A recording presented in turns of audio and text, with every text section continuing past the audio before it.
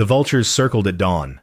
Lawrence McKenna counted 3 of them riding the thermals above his south pasture, their shadows crossing the cracked earth like omens.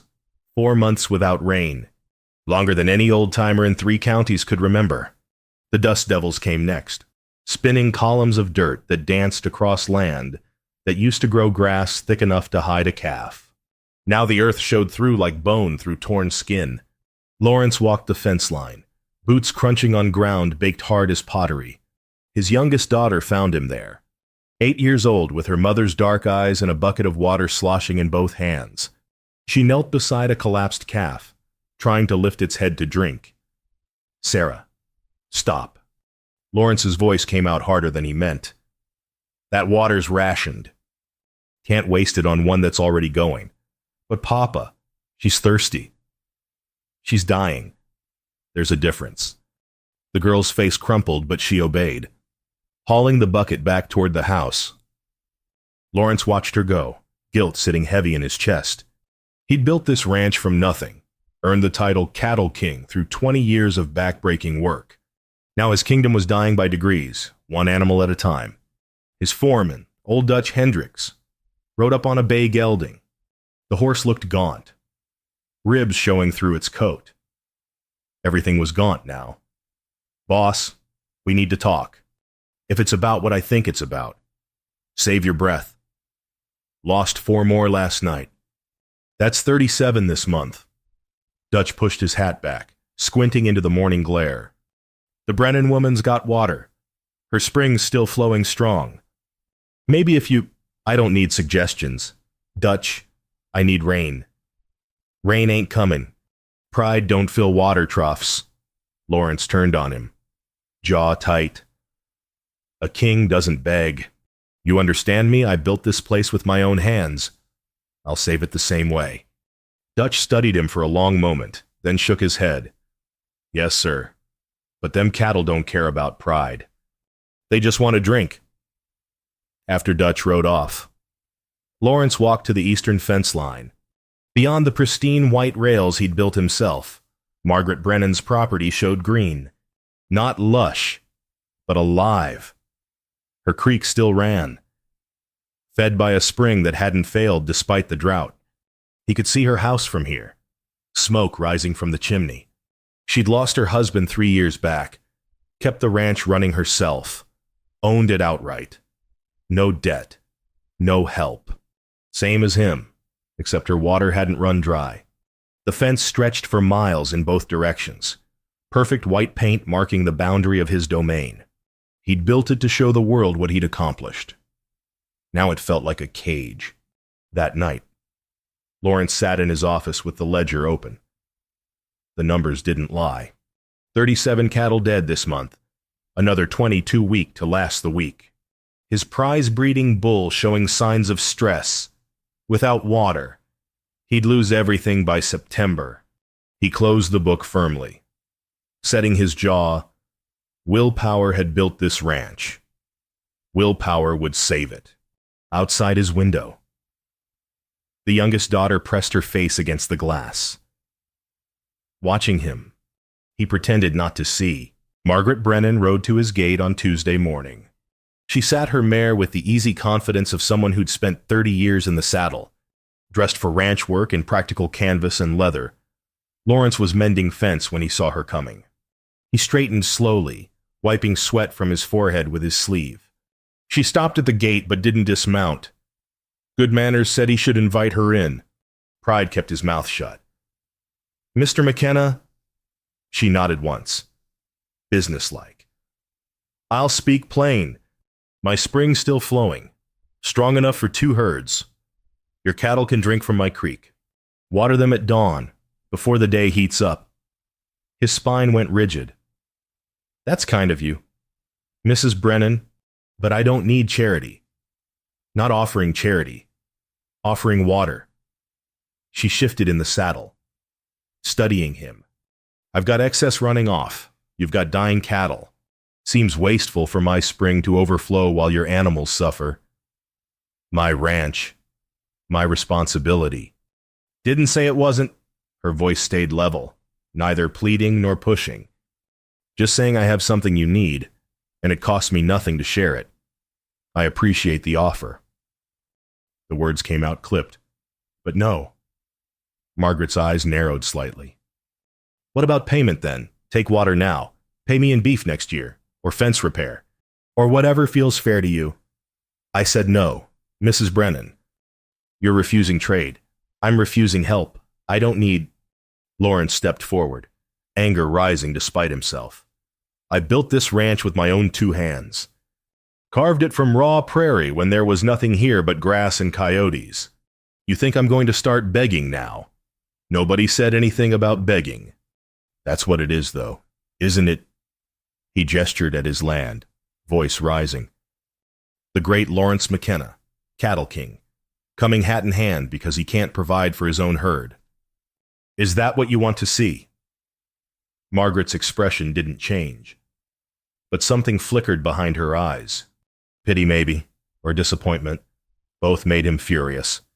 "What I want to see," she said quietly, "is your cattle drinking. But that's your choice to make." She turned her mare without another word, riding back toward her property. Dutch emerged from the barn, watching her go. "Boss, not a word. Dutch, not one damn word." That afternoon, they found 3 more calves dead in the north pasture. Their mothers stood over them, lowing mournfully. The sound carried across the drought-silent land like a funeral dirge. Lawrence ordered Dutch to drag the bodies to the burn pit. Then he stood alone in his barn as the sun set, fists clenched so hard his nails bit into his palms. Pride and desperation warred inside him. Pride was winning. It always did. Through the barn door, he could see Margaret's land in the distance. Green mocked him across the fence line. Water he needed. Water that could save everything. Water he refused to touch. His oldest son appeared in the doorway. 16, and already showing signs of the man he'd become. "Pa, Dutch says we lost 3 more. "I know. How long can we keep going like this?" Lawrence didn't answer. He didn't have an answer that wouldn't sound like surrender. 20 years ago, this land had been nothing but empty prairie. Lawrence staked his claim the day after he married Elizabeth. Built their first cabin with logs he cut himself. She'd stood beside him through drought and blizzard, through years when they ate nothing but beans and salt pork, when the cattle started thriving, when the ranch grew from a homestead to an empire. She'd told him she was proud, that he'd done something real, something that would last. She died 5 years back. Pneumonia that turned to fever. Fever that wouldn't break. He'd ridden 3 days through snow for a doctor. Too late. At her grave. He'd made a promise. Their children would never want for anything. He'd build this ranch so big, so successful, that they'd be secure forever. The Cattle King title started as respect from other ranchers, became his identity, then his prison. He stood at Elizabeth's grave marker now. The carved stone he'd paid a month's earnings to have brought from Denver. The grass around it had died in the drought. "I'm keeping my promise," he said to the silence. "Building something that'll last. You understand that, don't you?" Behind him, boots scuffed dirt. Sarah stood there, dusty and small. "Papa, why won't you let Mrs. Brennan help?" "Because we don't need help, sweetheart. The calves are crying all night. I can hear them from my room." Her voice cracked. "Why is being strong more important than them being alive?" The question hit like a fist. It's not about being strong. It's about being responsible. Mrs. Brennan said responsibility means taking care of what matters most. Sarah twisted her hands together. "Don't the cattle matter?" "Of course they matter." "Then why won't you save them?" He had no answer that made sense, even to himself. Sarah waited, hoping for something better than silence, when it didn't come. She turned and walked away. That evening, Dutch found him in the office. "We're down to 2 weeks of reserve water, maybe less. Then we drill a new well. Boss, we tried drilling 4 years back, hit nothing but rock and regret. We try again. Start tomorrow morning. Southeast corner, near the old homestead line. Dutch's weathered face showed every one of his 60 years. That'll cost near about everything we got left in operating capital. And if we hit dry, we won't. And if we do, Lawrence met his eyes. Then we figure something else out. But I will not go begging to Margaret Brennan or anyone else. This ranch survives on its own terms or not at all. Even if that means watching everything die. Get the drilling equipment ready. Dutch. That's an order. After the foreman left, Lawrence sat alone in the growing darkness. Through the window, he could see lamplight in his children's rooms. Sarah's shadow moved across her curtain. His oldest son sat on the porch steps, head in his hands. They deserved better than a father who let pride destroy their inheritance. Elizabeth would have told him so, would have stripped his stubbornness with a few sharp words and that look she had, but Elizabeth was gone, and he was alone with the weight of 20 years of work crumbling around him. Outside, the fence posts marched into the distance like sentinels guarding nothing. Beyond them, Margaret's land showed dark against the stars. Somewhere over there, water flowed. Clean, cold, abundant water that could save everything. Lawrence closed the ledger and locked it away. Tomorrow they'd start drilling.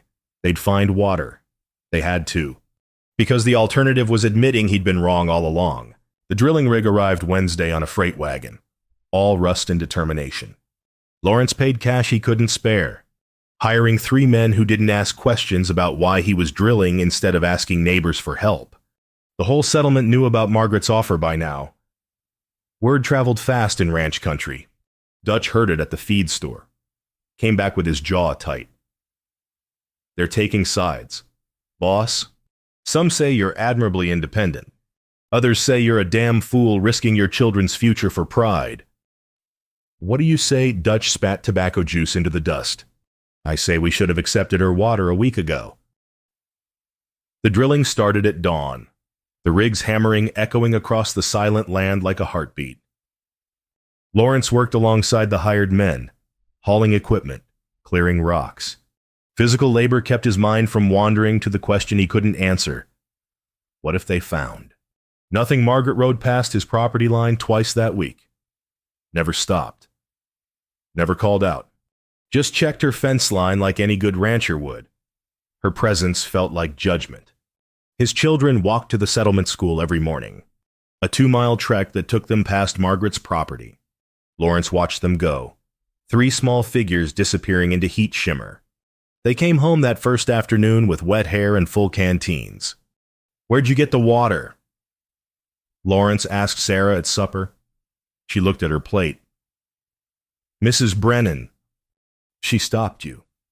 No, sir. We walked past her place and she was working in her garden. She offered us water from her well, said it was too hot for children to go thirsty. His oldest son met his eyes across the table, challenging. Sarah drank.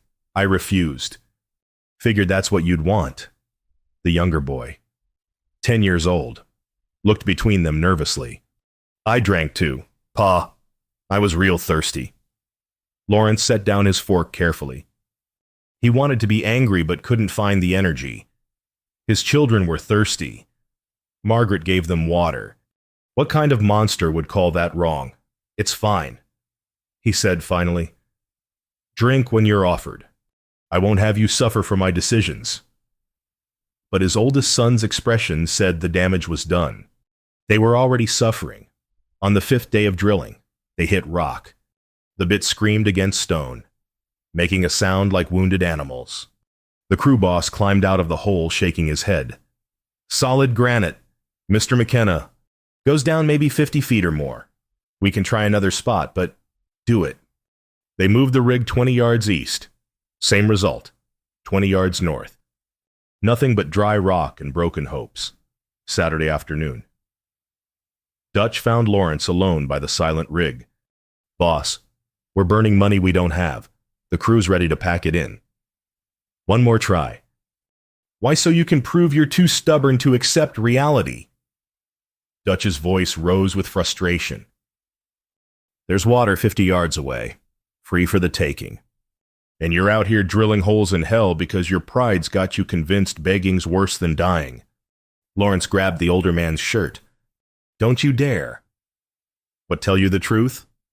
Dutch didn't pull away. Your wife would have boxed your ears by now. You know she would have. Lawrence released him, turning away. Elizabeth would have done exactly that. Would have called him 10 kinds of fool and made him apologize to Margaret personally. But Elizabeth was dead, and he was alone with his choices. The offer stands whenever your father is ready. Margaret had told Sarah. The words echoed in his mind like a challenge. More cattle died that week. The count hit 53. His prize-breeding bull started showing stress, standing apart from the herd with flanks heaving. Without that bull, rebuilding would be nearly impossible. Sunday. A neighbor stopped by with news of the monthly community dance. Be good to see you there. Lawrence. Been a while since you joined the social... After he left. Sarah tugged Lawrence's sleeve. Can we go? Papa, please, just for a little while. He almost refused. Then he saw the hope in her eyes. Remembered she was only 8 years old, and none of this was her fault. All right, Sunday evening. We'll all go. The settlement hall glowed with lantern light when they arrived. Fiddle music drifted through open windows, and neighbors gathered in groups, talking and laughing. Normal life, continuing despite drought and death. Lawrence kept to the edges, nodding at greetings but not engaging. Then Margaret arrived, and the room shifted somehow. People moved toward her, smiling, welcoming. He watched her throughout the evening, saw her dance with the schoolteacher, laugh at some joke from the blacksmith's wife, help serve punch to the children. She belonged here, woven into the community's fabric in ways he'd never managed. That's real generous of you, Margaret. Someone said near where Lawrence stood. Heard you've kept 3 families supplied with water during this drought, never asking for anything in return. Margaret's reply was quiet. Just doing what neighbors do. 3 families. She'd helped 3 families without fanfare or pride, while he stood alone on his dying ranch, nursing his wounded dignity like it was something precious. Lawrence left the dance early, driving the wagon home under stars that showed no promise of rain. His children chattered about the evening's entertainment. He barely heard them. That night. He stood at his office window and stared at the dark line of Margaret's property. Somewhere over there, water flowed, help waited, and he was too proud to take it. Sarah started stopping by Margaret's property after school, not asking permission, just doing it naturally the way children do. Lawrence found out when she arrived home an hour late, dressed dusty from helping with chicken chores. Where were you? Mrs. Brennan's. She needed help collecting eggs. You can't just invite yourself onto people's property. Sarah. She invited me. His daughter's chin came up stubborn. Said I was welcome any time. Over the next week, it became routine. Sarah would stop at Margaret's place, help with small tasks, come home with full canteens and stories about what she'd learned. How to tell if a hen was broody, how to mend fence without wasting wire, how to make bread rise in hot weather. Lawrence told himself to forbid it, never quite managed to give the order. Dutch noticed. She's teaching your girl ranch skills. I can teach my own daughter. When's the last time you had patience for teaching anything but stubbornness? The words stung. Because they were true. Lawrence had been so focused on survival. He'd stopped seeing his children as people who needed guidance. Wednesday afternoon, he rode to Margaret's property. Found Sarah sitting on the porch steps shelling peas, Margaret beside her doing the same. They looked comfortable together. Easy. Lawrence dismounted, hat in hands. Mrs. Brennan. Margaret looked up, shading her eyes. Mr. McKenna. Sarah tells me she's been helping you with chores. She has a good worker, your daughter. Pays attention. He struggled for words that wouldn't sound like accusation. I noticed she comes home with full canteens. I give water to thirsty children. Would you rather I refused her? The question backed him into a corner.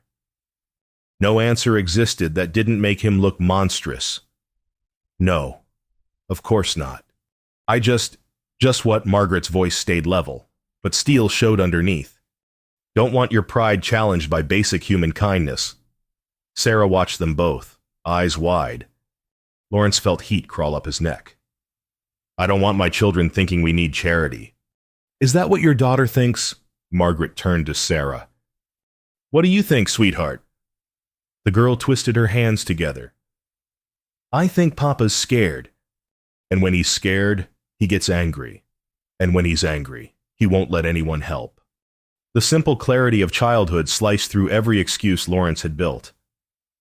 Margaret nodded slowly. Your daughter's wise beyond her years. She stood, brushing off her skirt. Mr. McKenna, I'm not trying to undermine you. I'm trying to keep children from suffering for adult stubbornness. There's a difference. He wanted to argue but couldn't find the words. Margaret stepped closer, voice dropping. Real strength isn't never needing help. It's knowing when to accept it with grace. She gestured at Sarah. Your daughter understands that. Maybe you should listen to her. Lawrence mounted his horse and rode home without another word. But Margaret's voice followed him. Real strength isn't never needing help. That Sunday at the community dance. He stood against the wall nursing punch that tasted like sugar and shame. Watched Margaret laugh with the minister's wife. Saw her help the widow Johnson carry in food. Noticed how naturally she moved through the crowd. People gravitated toward her. Not because she was wealthy or powerful, but because she gave freely without keeping score. Someone nearby said, Margaret Brennan's a saint. During the drought of '09, she kept half the settlement watered from her spring. Never asked for payment once. That's just how she is. Another replied, figures we all need each other out here. No point pretending otherwise. Lawrence finished his punch and left early. At home. He found Sarah sitting on the porch steps, staring at stars. He sat beside her. After a long silence, she spoke. Mrs. Brennan told me about Mama today. His chest tightened. Did she? Said Mama was brave, that she helped deliver 3 babies in the settlement. Even though she was scared of doing it wrong, Sarah leaned against his arm. Mrs. Brennan said the bravest people are the ones who help even when they're afraid. Elizabeth had done that. Midwifed for neighbors despite her fears. Nursed the sick during influenza outbreaks. Shared their food when others went hungry. She'd never let pride stop her from helping or being helped. Your mama was the best person I knew, Lawrence said quietly. Was she proud like you? The question hurt. No, sweetheart. She wasn't. Sarah nodded as if that confirmed something she already knew. Mrs. Brennan's not proud either. She says people who help each other survive better. People who try to do everything alone just die tired. Lawrence pulled his daughter close, throat tight. Out of the mouths of children came wisdom he couldn't ignore. But ignoring was easier than changing. So he held Sarah on the porch steps and said nothing while the stars wheeled overhead and his cattle died. Slowly in the darkness beyond, the dust storm hit on Thursday without warning. Lawrence saw it coming from miles away, a wall of brown that swallowed the horizon. He shouted for his children to get inside, helped Dutch secure the barn doors. The wind arrived like a living thing, howling and vicious. Dust penetrated every crack, turning daylight brown. The house groaned under the assault. For 2 days, they lived in twilight, breathing through wet cloths, listening to the world tear itself apart outside. When it finally passed, Lawrence stepped into unnatural silence. Everything wore a coating of fine dust like gray snow. The barn door had blown open despite their securing. Inside, he found devastation. 4 cattle lay dead. 3 had suffocated, lungs filled with dust. The 4th, his prize-breeding bull, had been struck by flying debris. The animal's skull was crushed. Lawrence knelt beside the bull, hands shaking. This animal represented 5 years of careful breeding, $10,000 of genetic investment. The future of his herd, gone. Dutch found him there an hour later. "Boss, we need to—" "Don't." Lawrence's voice came out hoarse. "Just don't." They dragged the bodies out together. Burned them because the ground was too hard for burying. Black smoke climbed into pale sky, announcing failure to anyone watching. His children gathered in the kitchen that night, faces drawn. Sarah's eyes were red from crying. His oldest son wore anger like armor. "How much longer? Pa!"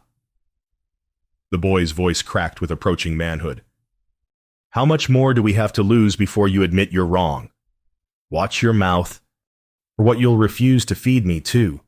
Maybe I should go live with Mrs. Brennan, since she's the only adult around here who acts like one." Lawrence was across the room before conscious thought, grabbing his son's collar. "You will not speak to me that way in my house. Your house." The boy didn't flinch. "This was our house. Mama's house. Now it's just a place where things die because you're too proud to save them." Sarah started crying. The younger boy pressed himself against the wall. Lawrence released his oldest son, stepping back, horror at himself breaking through rage. "Go to your rooms, all of you." They fled. Lawrence stood alone in the kitchen, hands trembling. Outside, the dust-coated land stretched away under gathering darkness. In the distance, Margaret's property showed its usual green. Her cattle would have weathered the storm safely, with clean water to rinse the dust from their throats. His cattle had nothing but dust and death. Saturday night, alone in his office, Lawrence added the latest losses to his ledger. 57 cattle dead, 8 more too weak to survive. His breeding program destroyed. Operating capital gone on failed well drilling. Reserve water down to 5 days, maybe 6 with strict rationing. The Sunday service program sat on his desk, delivered by a neighbor who meant well. The sermon topic made his stomach drop.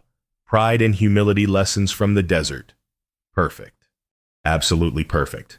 He considered skipping church, but that would signal defeat even more clearly than attending. The entire settlement would see that Lawrence McKenna, the cattle king, was too ashamed to face his community. He closed the ledger and locked it away.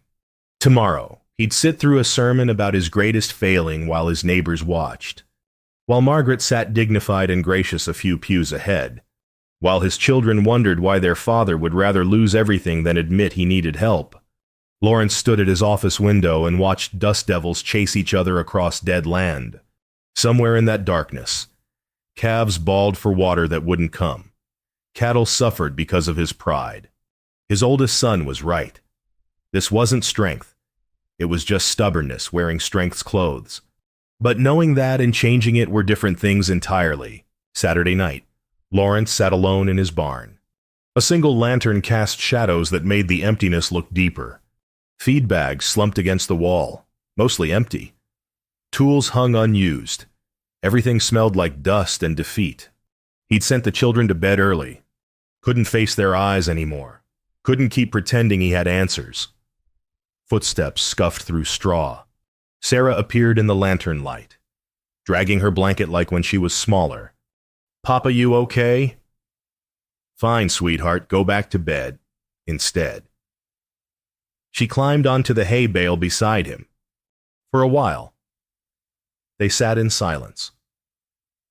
Then she spoke quietly. "Mrs. Brennan came to school yesterday. Talked about frontier history." Lawrence grunted, not trusting his voice. "She told us about the first settlers, how they survived because they helped each other. Built barns together, shared food in hard winters, took care of neighbors' children when sickness came." Sarah picked at her blanket's edge. "She said the strongest pioneers weren't the ones who did everything alone. They were the ones who built communities." The words settled into Lawrence's chest like stones. She said people who try to survive alone usually just die alone. But people who help each other, they make something that lasts. Sarah turned to look at him.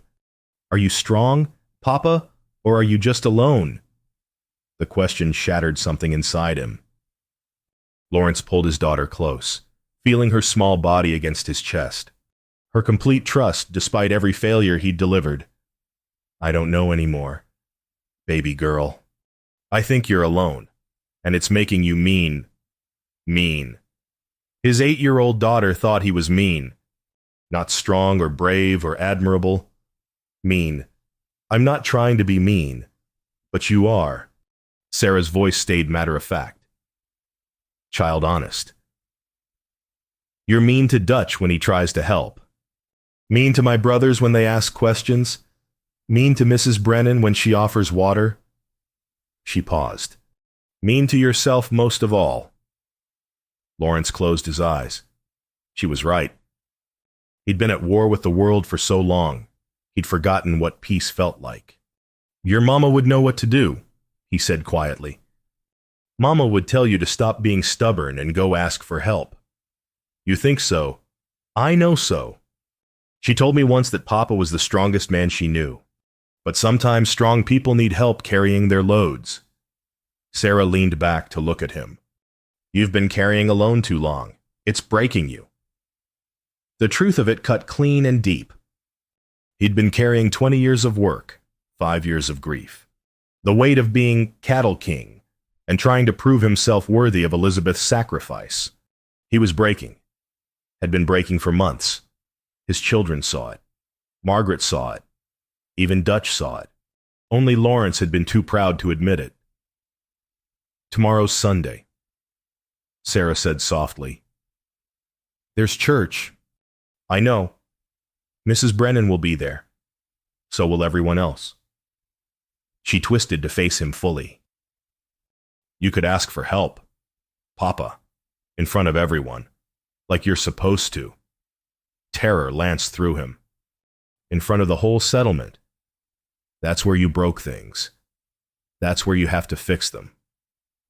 Children saw truth so clearly. Uncluttered by pride or shame or the weight of reputation, Sarah was right. He'd refused Margaret publicly. Let his pride play out in front of neighbors who watched and whispered. If he was going to change, it had to be equally public. The thought of standing before the congregation, admitting failure, asking for help, it terrified him more than drought or debt or death. But watching his daughter's trusting face, feeling her complete faith that he could do the right thing if he just chose to, that terrified him more. You think I should ask Mrs. Brennan for help tomorrow, at church? I think you should tell everyone you were wrong. Apologize for being stubborn. Ask for what you need. Sarah's voice was steady, like Mama would want. Lawrence held his daughter close, making a decision that felt like stepping off a cliff. Tomorrow, he'd do the hardest thing he'd ever done. Not drilling wells or building ranches or carving empire from prairie. He'd stand before his community and admit he was wrong. Okay, baby girl. Okay. Sarah smiled against his chest. Good. Now can we go to bed? It's late and I'm tired. They walked back to the house together under stars that showed no promise of rain. Lawrence tucked his daughter into bed, kissed her forehead, and stood for a moment watching her settle. Tomorrow, everything would change. His reputation, his identity, his carefully constructed armor of pride, all of it would crack open in front of everyone he knew. And somehow, knowing Sarah believed he could do it, made the terror almost bearable. Almost. Sunday morning dawned clear and merciless. Lawrence dressed in his good suit, hands shaking as he buttoned his vest. In the mirror, he looked older than his 43 years, hollowed out. His children gathered in the kitchen, all three dressed for church. His oldest son raised an eyebrow, surprised. We're all going, all of us. The ride to the settlement took 30 minutes. Nobody spoke. Lawrence's mind raced through what he'd say, how he'd say it, whether he'd be able to get through it without his voice breaking. The church stood white against pale sky, its bell tower reaching toward heaven like a prayer. Wagons and horses crowded the yard. The entire settlement had turned out. Inside, the building smelled like beeswax and worn hymnals. Neighbors filled the pews. turning to nod greetings as the McKenna family entered. Lawrence felt their eyes, their curiosity, their judgment. Margaret sat 3 rows ahead, dressed in dark blue calico. She didn't turn around. The service started with hymns Lawrence barely heard. Reverend Peters preached about pride and humility, about the Israelites wandering the desert, learning dependence on God's provision. Every word landed like an accusation. Finally, the sermon ended. Reverend Peters offered closing prayer. The congregation murmured, "Amen." "Before everyone leaves," Lawrence said. Standing. Silence fell like a curtain. Every head turned. His children stared at him, Sarah's face bright with hope. "I need to say something." His voice came out rough. He cleared his throat, tried again. "I need to say something to all of you. Especially to Mrs. Brennan." Margaret turned slowly, meeting his eyes. Her expression showed nothing, no triumph, no pity, just quiet attention. Lawrence stepped into the aisle, legs unsteady. 4 months ago, the drought started. My cattle began dying. I told myself I could handle it alone, that asking for help would be, his voice caught, would be weakness, failure. The church remained silent. His oldest son leaned forward. Mrs. Brennan came to my property, offered water from her spring, offered it freely, asked nothing in return. Lawrence's hands trembled.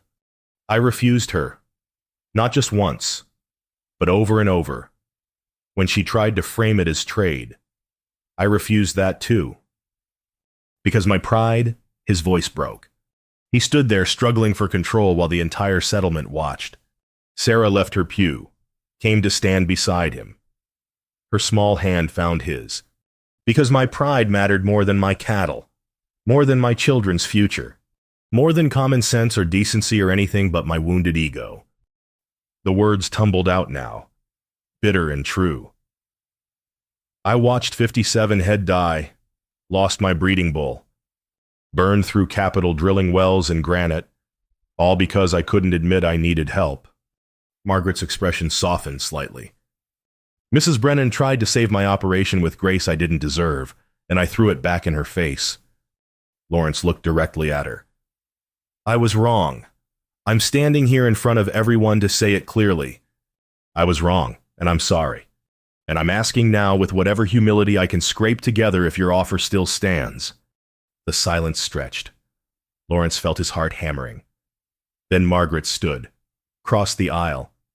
She stopped directly in front of him, studied his face for a long moment. My spring flows for anyone who needs it.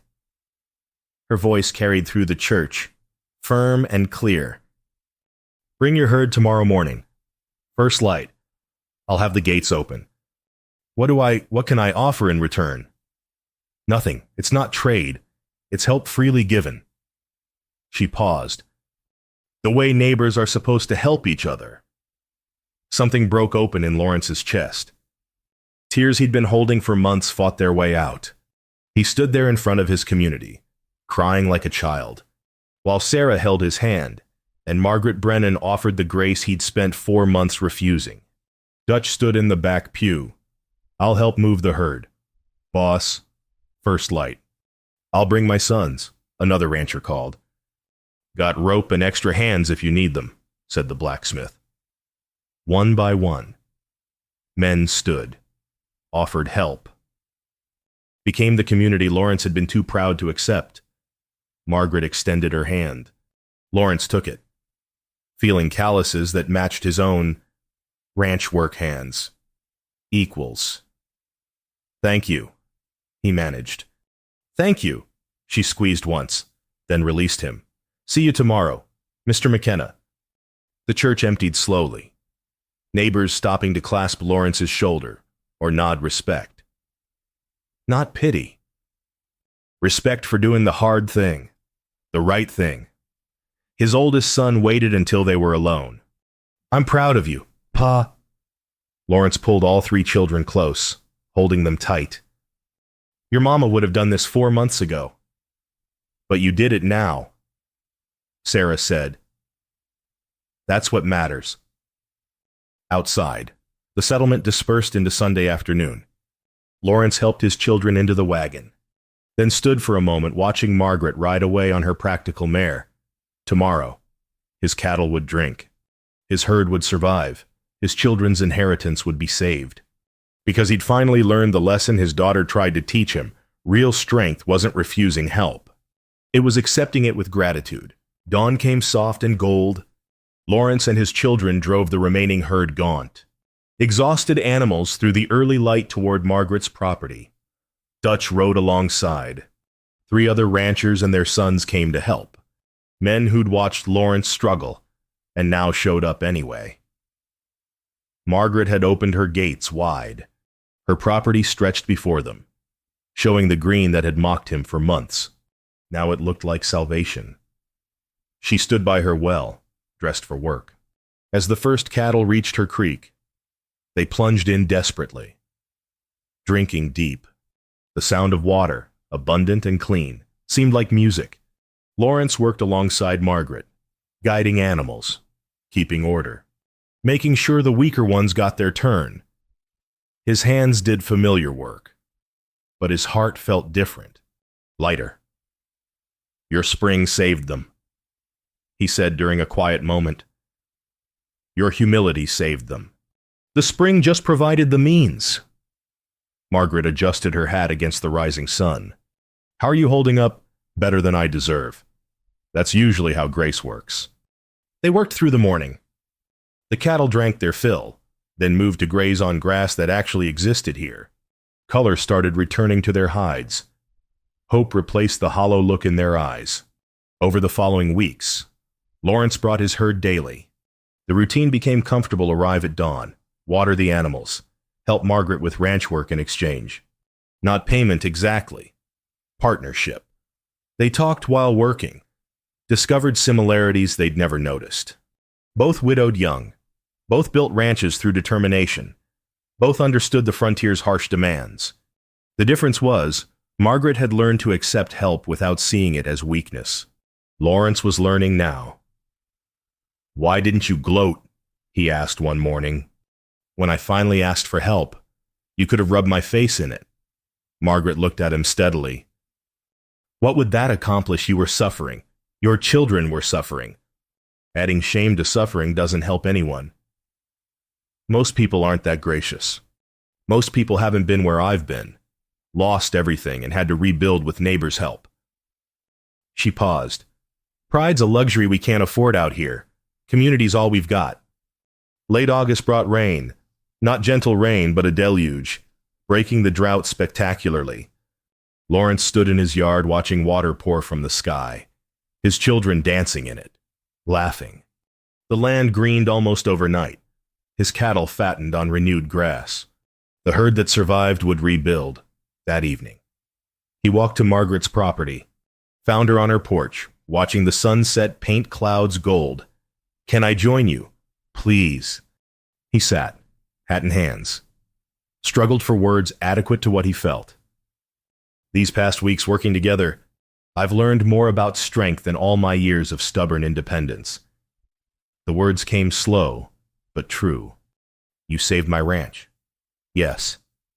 But more than that, you've shown my children what real grace looks like. What real strength is. Margaret waited. Patient. I'd like to ask you something. His heart hammered. Would you consider marrying me? Her eyebrows rose slightly. Not out of debt or obligation, he rushed on. Because these weeks working alongside you, I've seen how much better partnership is than isolation. How much stronger we both are together. He met her eyes. 2 ranches, 1 future, built on honesty instead of pride. Margaret smiled the first time he'd seen it reach her eyes fully. I thought you'd never ask. Relief flooded him. Is that a yes? That's a yes. They married in September at the same church where he'd confessed his pride. Simple ceremony. No fanfare. His children stood as witnesses, beaming. The settlement turned out to celebrate. Because this was the kind of story frontier communities loved. Hardship overcome. Lessons learned. New beginnings. The two ranches merged naturally. Gates that had marked boundaries opened permanently. Cattle grazed freely across both properties. Lawrence's children gained a mother figure who treated them with dignity and love. Fall brought harvest. Lawrence and Margaret worked side by side, planning next year's breeding program, discussing improvements to both properties. When decisions needed making, they made them together. One October evening, they stood at the old fence line, the pristine white rails Lawrence had built to mark his domain, the boundary between properties. "Should we tear it down?" Margaret asked. "No." Lawrence shook his head. "Leave it. Reminder of what pride costs. Or reminder of what humility gains." They stood together watching the sun set, his arm around her shoulders, her head resting against his chest. Cattle grazed on both sides of the fence. Children played across both lands. The barrier that pride built had become a landmark of partnership. Sarah ran up, breathless. "Mama Margaret, Papa, come see one of the calves was just born." They followed her across land that belonged to both of them now. The newborn stood on wobbly legs, its mother licking it clean. New life. Continuing. Lawrence pulled Margaret close, kissed the top of her head. "Thank you. For everything. For not giving up on a stubborn fool. We all need grace sometimes. You just needed yours publicly." She smiled. "Besides, stubborn fools who learn humility make the best partners." The stars came out above them. Same stars that had watched him suffer through drought and pride. But everything else had changed. The cattle king was gone. In his place stood a man who'd learned that true strength lay not in refusing help, but in accepting it with gratitude. That partnership built more than isolation ever could. That the courage to be vulnerable mattered more than the armor of pride. And that sometimes the bravest thing a man could do was simply say 3 words, "I was wrong." The fence remained, marking the place where two ranches became one, where pride died and partnership began. Where a man learned that the greatest strength was knowing when to open the gate.